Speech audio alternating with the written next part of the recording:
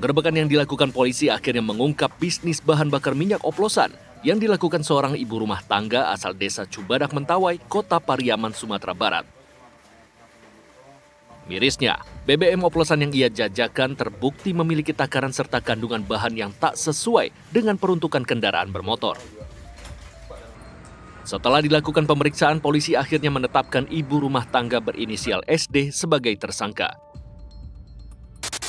SD yang masih berusia 37 tahun tanpa keahlian khusus nekat mengoplos BBM secara asal-asalan dengan tujuan meraih keuntungan yang lebih besar. Ia menggunakan bahan baku minyak mentah yang didapat dari pemasok dan mencampurnya dengan zat pewarna kimia yang dibelinya secara daring. Dalam 1 tahun terakhir, ia sudah meraup keuntungan hingga ratusan juta rupiah. Dari minyak pertalite ini kemudian dicampur dengan minyak tanah, kemudian setelah itu dijualnya kepada pengecer yang sudah ada langganannya, beberapa orang di Pariaman ini. Ada juga dijual di kiosnya tersangka juga. Meski sudah menahan tersangka SD, namun penyidikan polisi belumlah selesai. Sebab polisi masih menyelidiki informasi soal bahan baku minyak mentah yang didapatkan tersangka dari seorang pengepul asal Sumatera Selatan. Minyak mentah ini diduga berasal dari sejumlah tambang minyak ilegal. Penggunaan BBM yang tidak sesuai dengan spesifikasi tentu beresiko merusak mesin kendaraan bermotor. Terlebih, jika kandungannya terdapat minyak mentah dan pewarna kimia yang sudah tentu tidak boleh masuk ke dalam ruang pembakaran mesin. Tim CSI pun menemui Asep, seorang kepala montir di salah satu bengkel yang berada di wilayah Tebet, Jakarta Selatan. Menurutnya, BBM oplosan sangatlah berbahaya karena tidak diketahui secara pasti apa isi yang terkandung di dalamnya.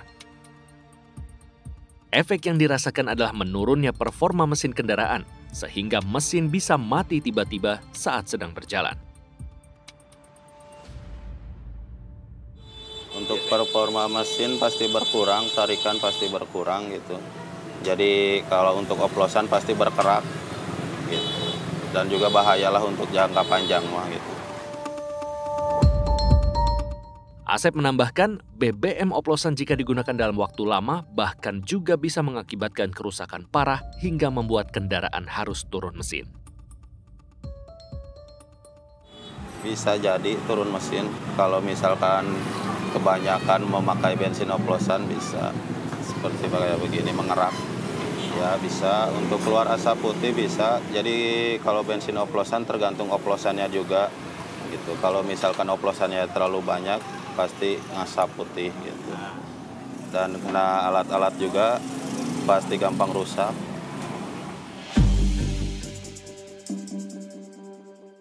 BBM oplosan erat kaitannya dengan BBM eceran yang dijajakan para penjual yang ada di pinggir-pinggir jalan. Demi keuntungan yang berlipat, para produsen dan penjual BBM oplosan tak ragu untuk mencampur BBM yang mereka jual dengan bahan kimia lainnya yang bukan merupakan bahan baku untuk BBM. Demi meraup untung yang lebih besar lagi, penjual bensin eceran bahkan juga menjualnya di bawah takaran. Tentu kita sebagai masyarakat pengguna kendaraan bermotor seringkali dirugikan atas aksi para pelaku. BBM oplosan memang sulit dibedakan dengan BBM yang dijual di SPBU resmi. Hal inilah yang kerap dimanfaatkan para pelaku di tengah tingginya kebutuhan masyarakat terhadap bahan bakar untuk mesin kendaraan. Jadi tentunya untuk membedakan mana BBM asli dan BBM oplosan itu secara kasat mata memang tidak semudah itu. Jadi memang harus melalui uji laboratorium yang sudah disesuaikan dengan standar Kementerian ESDM, dalam hal ini adalah Dirjen Minyak dan Gas atau Dirjen Migas. Jadi bagi masyarakat umum tentu tidak mudah untuk membedakan mana BBM asli dan BBM oplosan.